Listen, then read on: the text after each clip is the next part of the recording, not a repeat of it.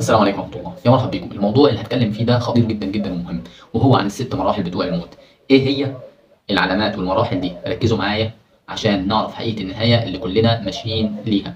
مراحل الرحلة الأخيرة هي 6 محطات قبل الوداع الأخير، وكل مرحلة ليها إحساس معين وعلامة خطيرة. المرحلة الأولى وهي يوم الموت اللي هو يوم التجهيز، اللي هو اليوم اللي ربنا بيحدد فيه نهاية عمر الإنسان للأسف، وللأسف محدش يعرف اليوم ده إمتى بالظبط، بس في تغيير بيحصل في الجسم والإحساس. أولا للإنسان المؤمن قلبه بينشرح وبيحس بسعادة شديدة جدا جدا وغريبة وفرحة ملهاش وصف كأنه بيتجهز لحاجة حلوة. أما بقى العاصي فبيحس بضيقة وكتمة وضغط كبير في صدره كأن الدنيا بتضيق عليه. علامة بقى خطيرة في اليوم ده، الملائكة بتنزل عشان تستلم الروح والشياطين بتشوفه، بس الإنسان لسه مش شايف أي حاجة بعينه.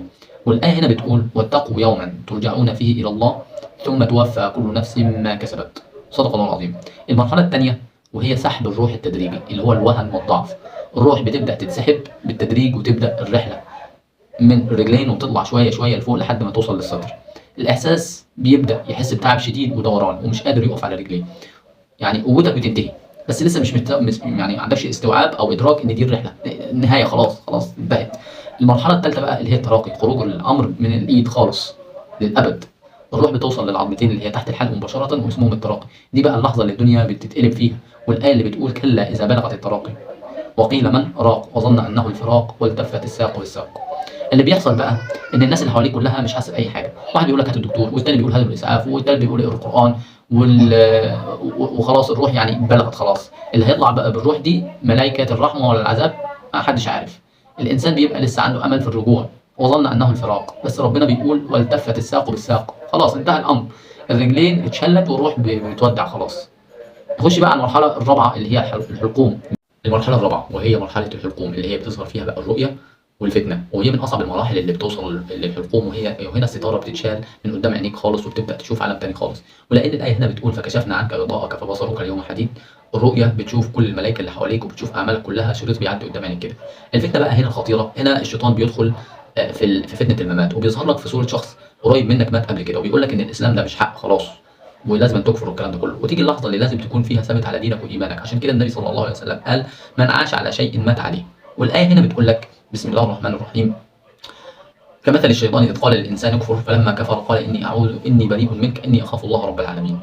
ندخل بقى على المرحله الخامسه وهي وصول ملك الموت. المرحله دي بيبقى خلاص، يعني هنا الانسان بيعرف مصيره نهائيا، هل هو من اهل الرحمه ولا من اهل العذاب. للعاصي بقى والعياذ بالله بيتم نزع روحه بعنف شديد جدا جدا، زي ما ربنا وصف في سوره النازعات والنازعات غرقا. والملائكه هنا بتضربه عشان اعماله السيئه. فبتقول الايه هنا: فكشفنا فكيف اذا توفتهم الملائكه يضربون وجوههم وادبارهم. يجي بقى تدخل للمرحله السادسه اللي هي خلاص كده، خلاص مفيش مفر كده خلاص، اللي هي سكرات الموت، اللحظه الحاسمه. الروح بتستقر في الانف والفم ومستعده بقى خلاص للخروج والتسليم لملك الموت. للشقي بقى بيتقال له ايه: يا ايتها الروح الخبيثه اخرجي الى نار ونيران ورب منتقم وغضبان. وبيصرخ طالب الروح: رب ارجعون لعلي اعمل صالحا فيما تركت. يرد الاجابه ايه بقى: كلا انها كلمه هو قائلها ومن ورائهم برزخ الى يوم يبعثون.